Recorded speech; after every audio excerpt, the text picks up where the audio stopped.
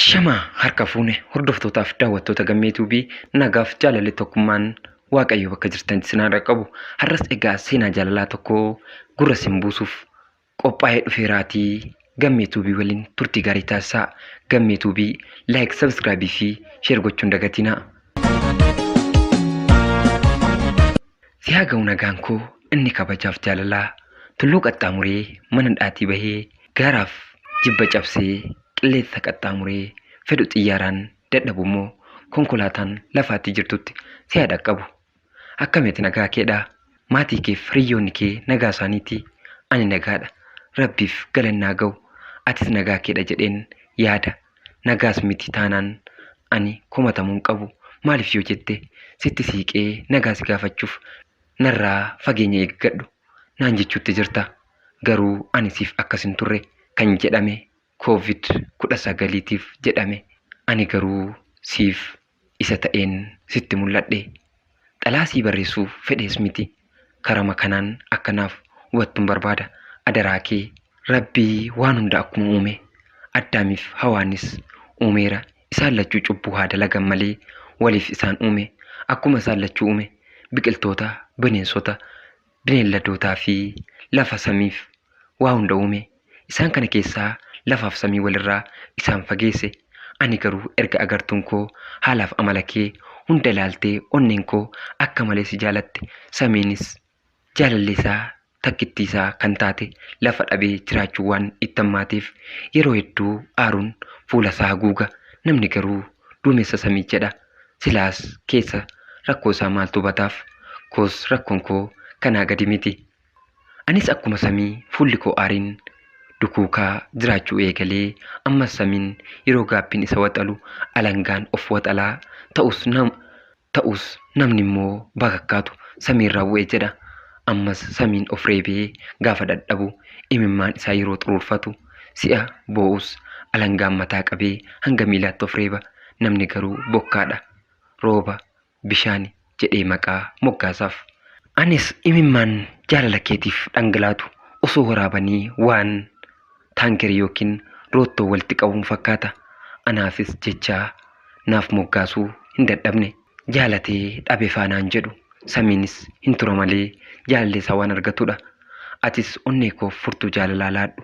Mee jaalalaan namiitee maal argatta? Jaalalli waraana garuu sagalee hin qabu. Osoo qabaatee namni waliif hubata ture. Ati garuu maalidha? Kan hunda keessaa harka erga fudhattee oolte bubbultee jirta. Ani garuu jaalala kee irraa kan ka'e deemsa koo osoo addan dhaabin maal qaba yoo maatiin kee beekan amma gaheera natti fakkaata. Kanaan booda turuu hin danda'u. Sis yoo ta'e yeroon darbaa jira maaltu nu hafa? Kanaafuu maatiin nuuf haa beekan jedhee si haasofsiise. Atis waa yeroo hundaa waan nan amanneef jechoonni nan dubbadhu gorsaa waan fakkaatuuf eenyutu si gorse naan jettee hawwiin waan kana namatu si gorse malee yaada keetii miti naan jettee irra deebi'ee akkan si amansiisuuf yaalu ta'uu qabuuf namnis yoo na gorse anis jedhu kana booda maatiin beekuu qaba jedheen siif hime. Atis fudhachuu hin dandeenye. Yeroon kana jedhu ati boo'u malee deebii biraan qabdu. Ani garuu osuma haala kanaan jirtu jaarsa biyyaattiin gara maatii keetti ergadhe. Maatiin kee na dida turan ni beekta mitiiree. Kana hundaa waliin yeroo dubbannu kanaaf jennee yommuu akka wal gannu hin dandeenye jajjabeessitee na gorsaa abdiis natti horaa turte. Kana hunda al tokko osoo hin taane yeroo hedduu balbala maatii keetii jaarsa dhaabee jaalala kee irraa kan ka'e kadhataa ture. Atis kana hunda humaattuu waan ilaalte hin qabdu. Siif furmaata ta'eeyyuu mitiiree. Sana booda anaaf hawwiin bilbilaa fi yaadaan wal biraa yookiin walirraa gargar fagaachuu eegalle. Garuu hadhaa daandii keenyaaf yaanni ilaalchi keenyaa gargar waan ta'eef waliin itti fufuu hin dandeenye. Hawwii garuu har'aa natti deebi'i jedhee si kadhachuuf osoo hin taane dhugaa natti hin amantu. Wal amanuu dhabuun keenya balaa kanaaf nu saaxile. Hawwii koo jechoonni inni fayyadamaa ture gorsa namaa osoo hin taane yookiin immoo ani daa'ima osoo hin taane waanuma ofii kootii yaaduun sitti himaa ture. Ati garuu akka waan ani badaa ta'e yookiin akka waan amantii hin qabneetti na ilaalaa turte. Kanaaf baay'ee hin dubbadhu. Yeroo sanarraa eegalee jijjiiramni ati guyyaan guyyaatti fidaa turte jijjiirama narraa fagaachuu qofadha. Silaakaa sirraa abdii kutatu ana tureyyuu garuu ani jaallakeetiin dhama'eef jecha maatii kee ani hin ilaalle.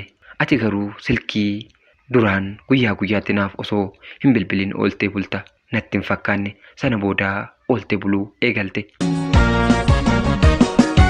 Taatu beelume ani sabshalame gowman konge taatu beelume ofumaan ilbe ofiif ndamage taatu beelume. Ati garuu waadaa kalee jette sana eeguutti jirtamoo nyaachuutti jirta laata? Of wayyoo yaa gubaa koo lafti abdatan sanyii nyaataa namni abdatan waadaa nyaata jedha mitiiree Oromoon. Waa'ee kee dubbii nan dhiisa yoon jedhu sammuun koo na dirqisiisa. Kanatti narratti raawwatte yooma keessa kootiin badu godaannisa sammuu koo kan dhibee ta'ee suphamee waraansa dhiigaa hin buufne waraantu hin agartu arraba kee sobduu sanaan akka duumessaa lafa gannaa na golgitee anaaf ati haalli nu mijachuu baatus haala addaan nu baasu hin jiruu naan jechaa turte. Nuti daawwitii waliitii kan miidhaginaaf fokkina keenya keessatti of ilaallannudha. Ani kan keeti atis kan kooti. Godoo jaalalaa onnee koo keessatti ijaarratteetta. Onnee koo keessaa bara jireenya kee guutuu jiraatta. Sirraa humtuu nan fudhatu naan jechaa turte. Hawwii nuti yeroo keenya wajjin dabarsinee boo'ichaa fi gadda guyyaa du'a caalu walitti boonyee imimmaaniin fuula keenya dhiqannee wajjin dabarsaa turre. Edaa ati jaalala sobaan na faana jiraachaa turte. Dhugaa Rabbii anaaf ati adda baana jedhee guyyaa tokkoof illee yaadeen beeku. Waa'ee keef bara jireenya koo guutuu nan gadda. Sababa keerraa kan ka'e dubartii marti si fakkaatanii natti mul'atu. Ati garuu nama miidhagina keetiin akka shaakataa gabaa mararra naannoftee of daldaaltudha. Hawwii meequma baasta laata? Maal ati namni safuu Rabbii hin beekne Oromoon safuu qaba waan dubbates waadaasaa ni eega. Ati garuu kana mararraa bilisadha. Namni mana nyaatee dhoksu garuu sin arge akka qilleensa muka raasuu kallattii arfaniinuu ni raafamta. Waa'ee keetiif jechan dhaba maalan godha? Yoo fiigi siin jedhan ni fiigda. Murannoon qabdu keessi kee kunis dhugaadha. Ati lafa kanarraa umurii hammam jiraatta? Maaluma ta'a amala kee hanga sirreeffadhu naan jettu. Amalli koo maal ta'e? Sin jaaladhe malee si jaalachuu koo yoon balleesse ta'e kana waan ofii kenne miti. Maal hawwii nama yoo sodaachuu baatte tasa Rabbiin uumaa kee isa gadameessaa dhakee keessatti si tolchee si guddise har'aan si ga'e sodaadhu. Ati dhala namaatti maaf taphatta?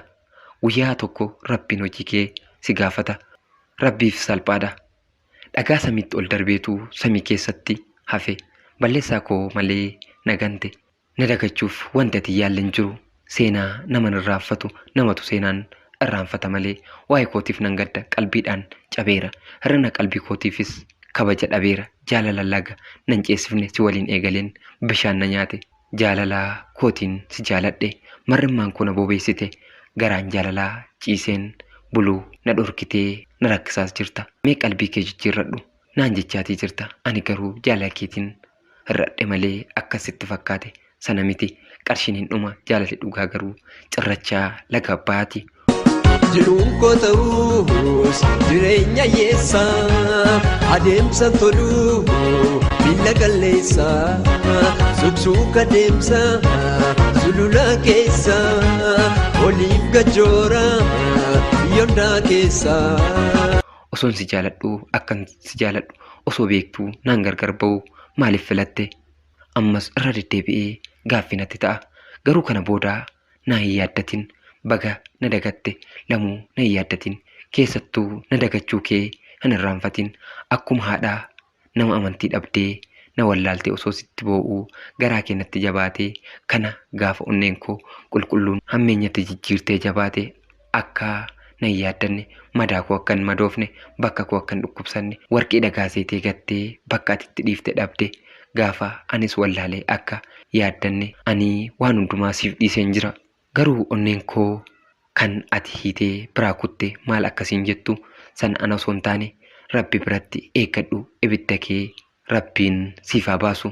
Hiriyaa kee kan baay'ee si jaalatuu fi kan amanuu dadhabdee dhumarra irraa fagaatte duuba irraa garuu amma eessaa fi maal irraa akka jiru kan hin beekne rammee yookiin adii jettee kan yaamaa turte jaalallee koo kan taate kan nagattee sokkite Kuweetitti kan argamtu Hawwii Kaalidiif har'aaf xumureera. Yaada koo kanaanan xumure osoo hin taane yerootu na daangesse nagaatti siin jedha giiftii koo. Tolee obboleessa koo seenaa kee waan nu qooddeef guddaa galatoomi. Maarree Hawwiinis egaa doggoran taaneen mucaa kana onneessaa madeessitee deemteetta.